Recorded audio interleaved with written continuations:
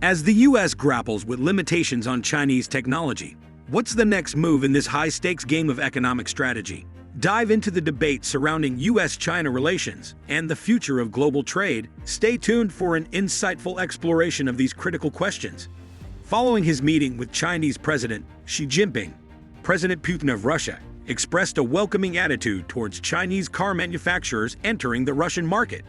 This noteworthy declaration coincided with the U.S. announcement of a significant increase in tariffs on Chinese electric vehicles, raising them to 100%. The U.S. government has recently unveiled plans for additional tariffs on Chinese cars and solar cells, with the aim of nearly quadrupling tariffs on Chinese-made EVs from the current 25% to around 100%. These measures are part of a broader strategy by the U.S. to protect its domestic industries, particularly in response to concerns about the influx of inexpensive imports. The decision to implement these tariffs follows a comprehensive review of existing tariffs introduced during the Trump administration, with the primary objective of safeguarding the U.S. auto industry from the impact of low-cost imports. Furthermore, the Biden administration is concerned about the possibility of Chinese EV manufacturers evading tariffs by establishing production facilities in Mexico, potentially allowing them to export vehicles to the U.S. tariff-free. This tariff escalation is part of the Biden administration's broader agenda to promote domestic manufacturing and reduce reliance on Chinese imports, especially in sectors crucial to national security such as clean energy and high-tech manufacturing. These actions are also consistent with ongoing investigations into the national security implications of Chinese technology in vehicles and solar cells. The decision to impose tariffs stems from evidence suggesting that certain Chinese producers have been circumventing existing U.S. import duties by channeling their products through Southeast Asian countries. The U.S. Department of Commerce has determined that companies have been conducting minimal processing in nations like Cambodia, Malaysia, Thailand, and Vietnam to avoid paying anti-dumping and countervailing duties. Consequently, these products will face tariffs ranging from 50% to 250%. Starting in June 2024, when the current presidential moratorium on new solar tariffs expires. These initiatives are part of broader endeavors to strengthen U.S. domestic manufacturing and decrease dependence on foreign imports, particularly from China, which holds significant control over the global solar supply chain. However, this move has elicited varied responses. Advocates argue that it will safeguard American jobs and industries, while critics, including many within the clean energy sector, caution that it may lead to increased costs and hinder the progress of renewable energy projects, potentially affecting the U.S.'s climate objectives. Russia has emerged as a fresh market for Chinese automobiles. The export of Chinese cars and components to Russia has experienced a notable upswing, reflecting the evolving dynamics in global trade and economic collaboration. In 2023, Chinese car exports to Russia surged to $23 billion, marking a significant leap from $6 billion in 2022. This nearly quadrupled increase underscores the substantial void left by Western automakers that withdrew from the Russian market following the Ukraine conflict and subsequent economic sanctions. This surge in exports is not solely about quantity, but also about establishing a foothold in the market. Chinese brands such as Chery, Great Wall, and Geely have made significant inroads in Russia. For instance, Chery, the leading Chinese brand in Russia, achieved an average monthly sales figure of 4,475 vehicles in 2022.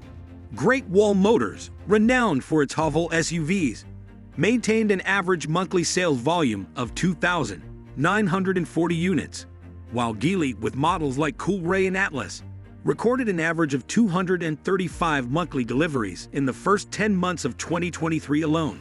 China exported a staggering 736,000 vehicles to Russia, a substantial increase from the previous year's total.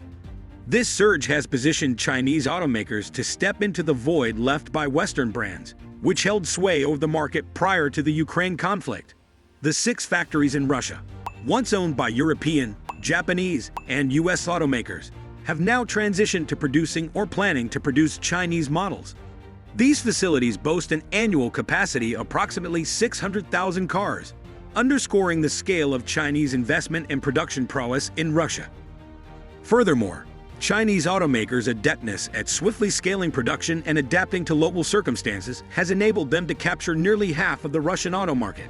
This represents a significant shift from the pre-Ukraine war era when domestically produced cars commanded 70 to 75% of the market. Presently, less than 40% of cars sold in Russia are domestically manufactured, with Chinese brands bridging the gap left by the exit of Western automakers. The escalating dominance of Chinese automakers in Russia's automotive landscape not only underscores their resilience and strategic foresight, but also highlights the deepening economic interdependence between China and Russia. This partnership is poised to strengthen further as geopolitical tensions drive the two nations closer together economically and politically. Additionally, Chinese automakers now control almost half of the Russian auto market, with 6 of the top 10 brands being Chinese, such as Revel, Chery, and Geely. These brands have emerged as prominent players by leveraging former Western manufacturing facilities in Russia to produce vehicles locally. This localization strategy not only helps alleviate the impact of sanctions, but also ensures the continuity of the Russian automotive sector, which has been severely impacted by the departure of Western companies over the past year. Russia's exports to China have experienced significant growth, particularly in the energy domain. The most notable surge has been observed in the export of crude oil and natural gas. Russia's crude oil exports to China have surged by over 50%, reaching approximately $35 billion in value. Additionally, natural gas exports have witnessed substantial growth, with the volume transported via the Power of Siberia pipeline increasing by nearly 30%. This expansion aligns with a broader trend of deepening energy collaboration between the two countries. As China's demand for energy continues to rise, Russia has seized the opportunity to emerge as a major supplier. The enhanced energy cooperation is also seen in the development of new infrastructure projects and long-term supply agreements, further solidifying this trade relationship. Russian natural gas is fueling numerous Chinese households, and Chinese-made automobiles are running on Russian roads. China's Foreign Minister Wang Yi said last month that the increasing interdependence between the two nations is evident, not only in the automotive sector, but also in energy cooperation. This economic partnership has been further emphasized by high-level meetings and agreements aimed at deepening bilateral ties in response to Western sanctions. The future of China-U.S. trade relations largely hinges on the outcome of the 2024 U.S. presidential election, with significant differences in approach between President Joe Biden and former President Donald Trump. Under a Biden administration, Biden's strategy involves working closely with traditional allies in Europe and Asia to form a united front against China. This includes enhancing security alliances like AUKUS with Australia and the UK, and reinforcing economic partnerships to counter Chinese influence globally. Biden has escalated measures to restrict China's access to advanced technologies, including semiconductors crucial for AI and military applications. These moves aim to maintain U.S. technological superiority and address national security concerns. Biden's policy is seen as more predictable, emphasizing steady pressure through a mix of diplomatic engagement and economic restrictions.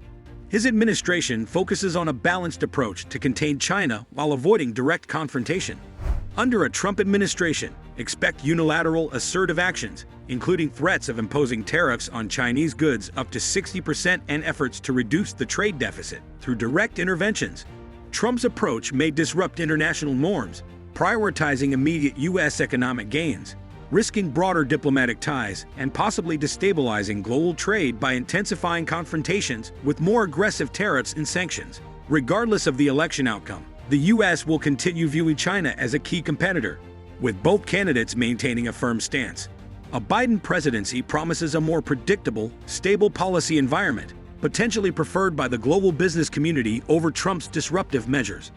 How do you think the evolving U.S.-China trade policies will impact global markets and your daily life? Feel free to share your thoughts and perspectives in the comments section below. Don't forget to join the Revel Discovery community by hitting that subscribe button to stay updated on the latest developments in global trade and economic strategies. Stay connected and informed with us for more insights into the world of international economics.